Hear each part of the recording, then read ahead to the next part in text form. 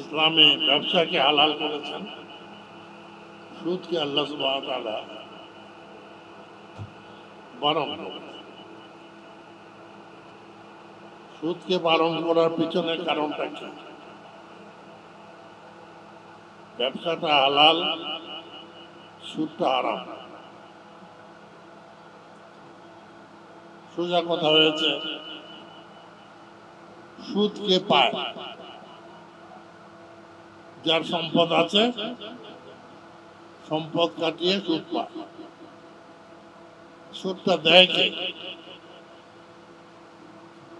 যার সম্পদ নাই, বেকায়দায় পড়েছে, কর্জ নিয়েছে কিংবা সাহায্য নিয়েছে, সে বাধ্য হয় সুদ দিতে।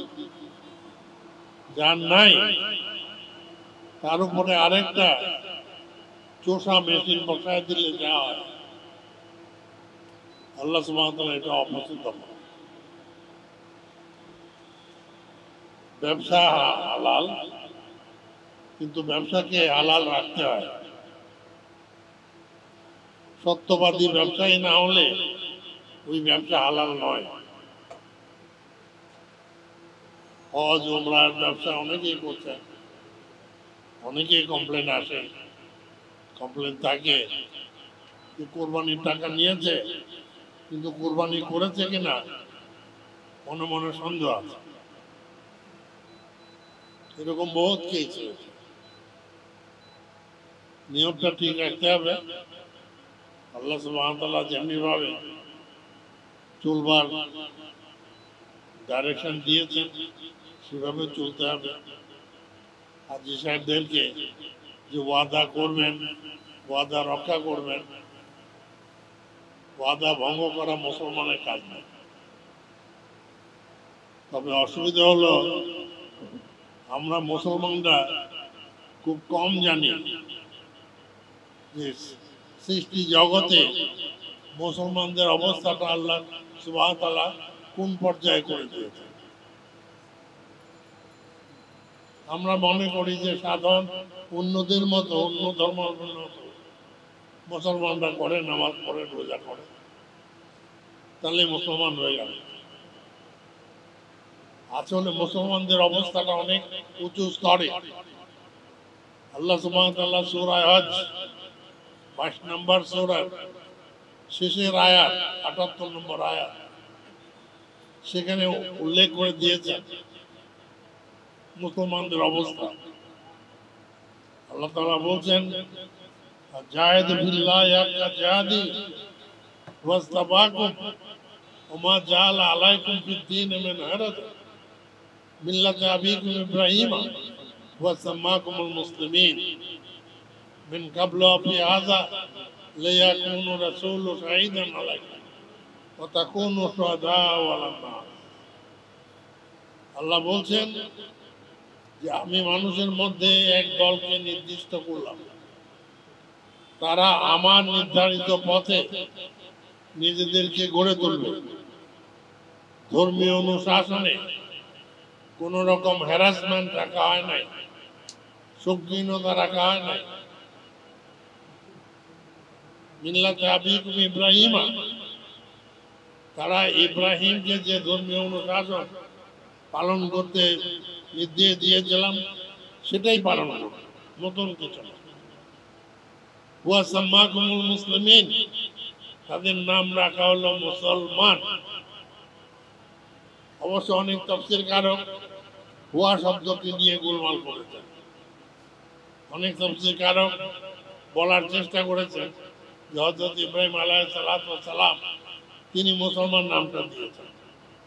কথাটি ঠিক নয়, কারণ আল্লাহ তাআলা পরের আয়াতে বলেছেন মিন ক্বাবলু ওয়া ফি হাযা, আগেও মুসলমান নাম দেওয়া হয়েছে, এবং হাজা মানে এই কিতাবে, এই কোরআনে মুসলমান নাম দেওয়া হয়েছে। তার অবস্থানটা কি? লিয়াকুনু রাসূলু শাহীদান আলাইকুম, নবী করিম সাল্লাল্লাহু আলাইহি সাল্লাম হবেন মুসলমানরা এই দুনিয়াতে কি কাজকর্ম করছে, ভালো করছে কি মন্দ করছে, তার সাক্ষী নবী করিম সাল্লাল্লাহু আলাইহি সাল্লাম।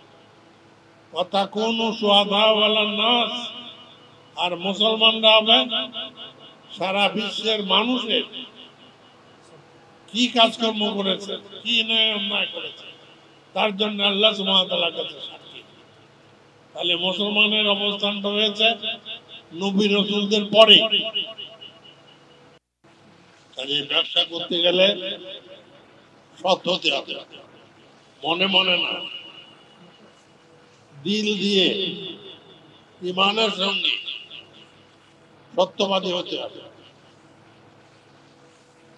কেউ যেন কোন রকমের ফাঁকিবাজির আশ্রয় না দেয়। আল্লাহ সুবহানাহু ওয়া তাআলা তৌফিক দিয়েছে।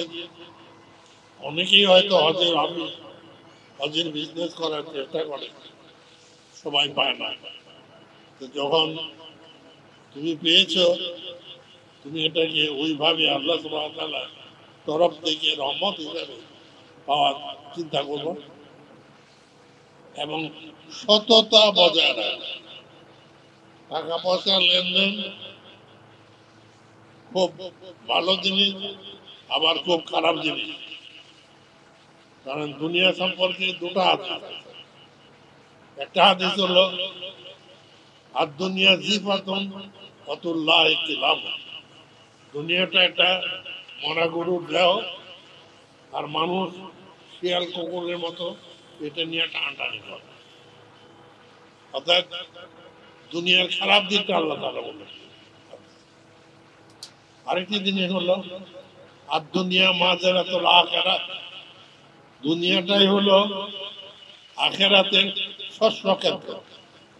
দুনিয়াটা যদি ভালো করে চলে, ভালো করে চালাও, দুনিয়াতে সত্যবাদী থাকো, সৎ ব্যবসা করো, সৎ চিন্তা করো, আল্লাহ সুবহানাহু ওয়া তাআলার যে সমস্ত নির্দেশ রয়েছে সেটা মেনে চলো, তাহলে দুনিয়ার যে ভালো জায়গা। আর দ্বিতীয়টা আল্লাহ সুবহানাহু